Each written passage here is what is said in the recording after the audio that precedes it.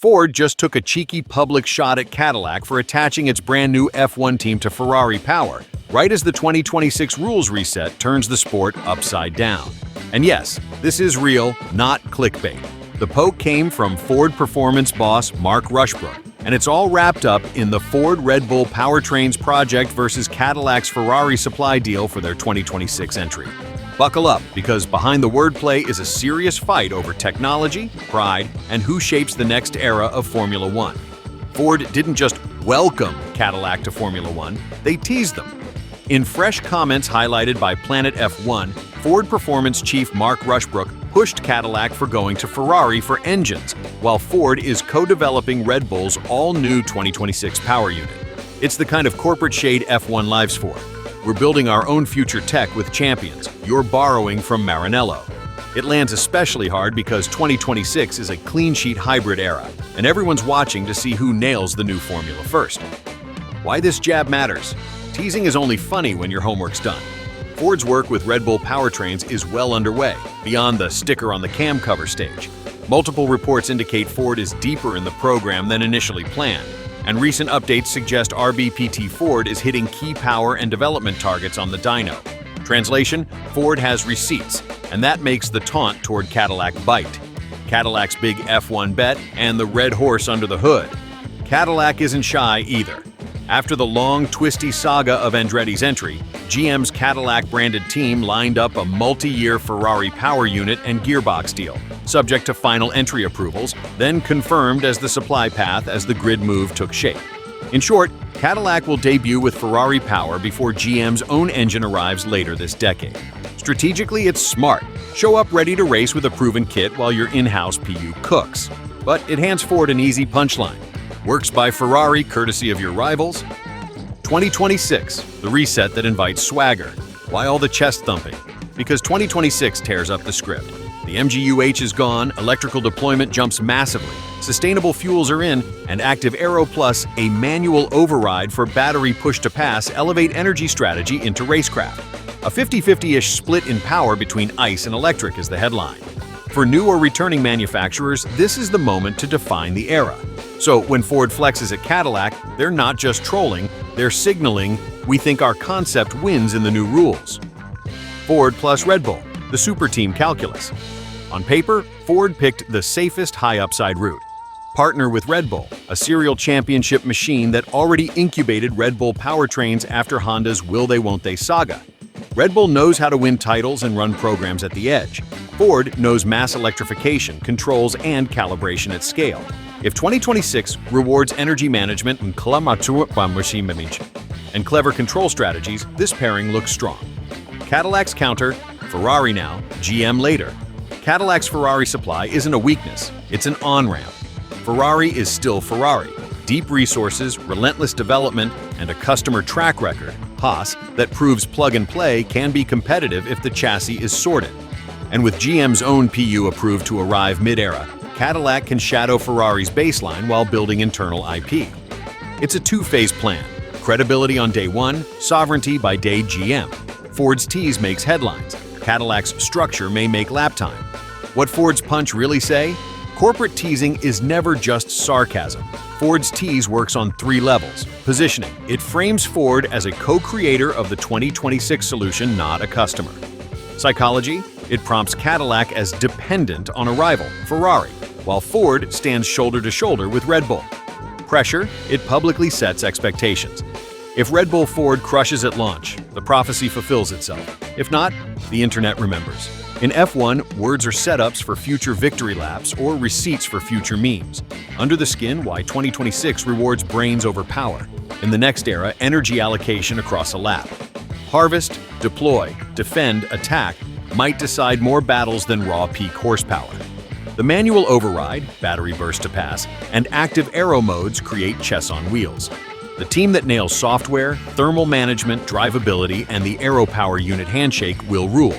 That's why OEMs with deep electrification experience, Ford, GM, Honda, see 2026 as brand defining, and why Cadillac's Ferrari bridge is clever while their own PU matures.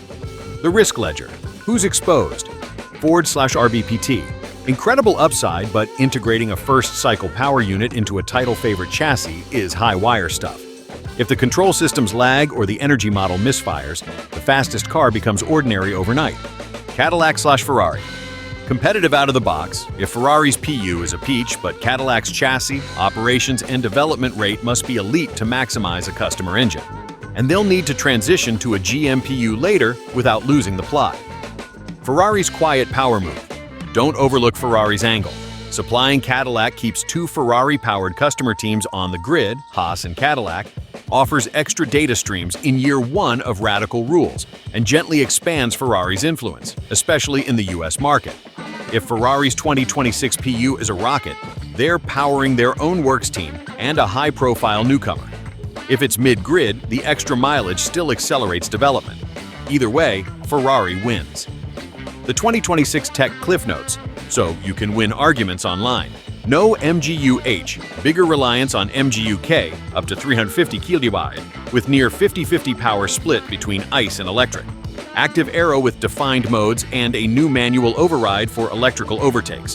100% sustainable fuels mandated, with broader efficiency targets. How Ford plans to win the brain game. Ford's EV and hybrid pedigree isn't just marketing. The 2026 PU is essentially a systems integration problem.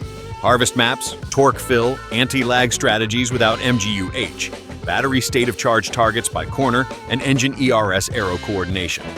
Reports indicate Ford's involvement has expanded, suggesting the Blue Oval is not a mere sponsor, but a co-architect of control system and validation routines.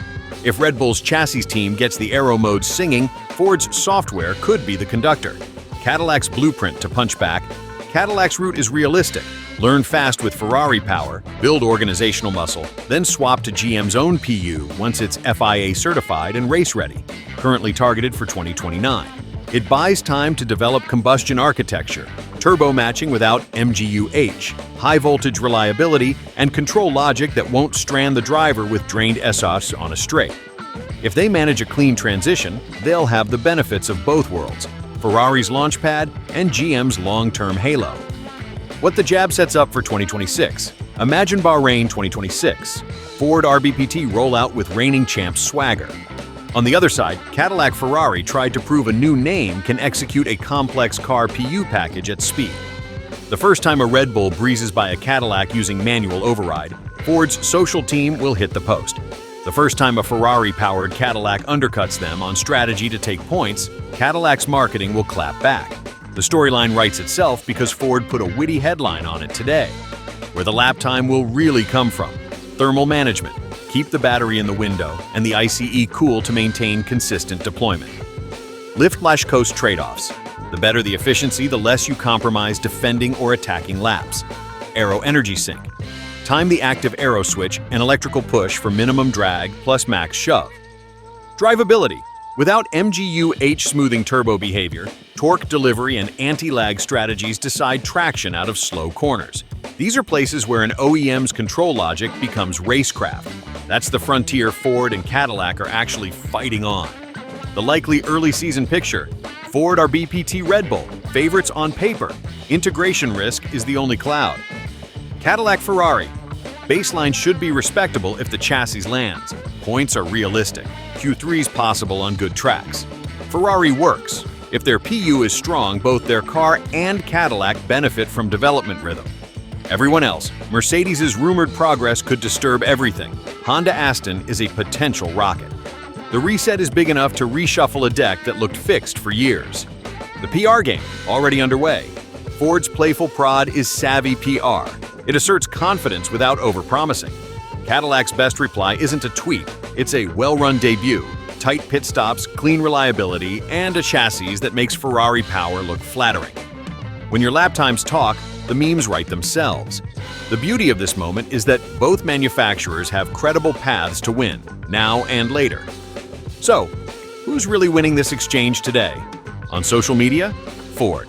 The tease landed because it's true at face value. Cadillac's first laps will be Ferrari-powered while Ford is building a PU with the reigning champions. In the garage, too early to call. Cadillac bought certainty for day one. Ford bought ceiling for the era. The scoreboard we care about shows up in sector times, not timelines.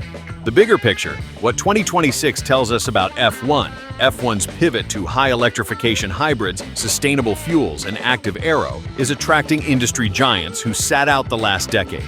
That matters. It means the sport is again a laboratory that boardrooms respect. Both Ford and GM are here because the rules finally map to what modern car making looks like. That's healthy. More innovation on track, more tech transfer off it. Ford's jab at Cadillac over the Ferrari alliance is the appetizer. The main course arrives when Bahrain's timing screens light up. ERS deltas through Sector 2, state of charge margins onto the back straight, who dares hold manual override to the 100-meter board, and which car keeps rear axle stability when the aero mode switches. Call it swagger now, but in 2026, swagger becomes software, thermal, and traction. And that's where races will be won. Like the video, comment your thoughts, and subscribe for more truth. And yes, don't forget to share it with friends.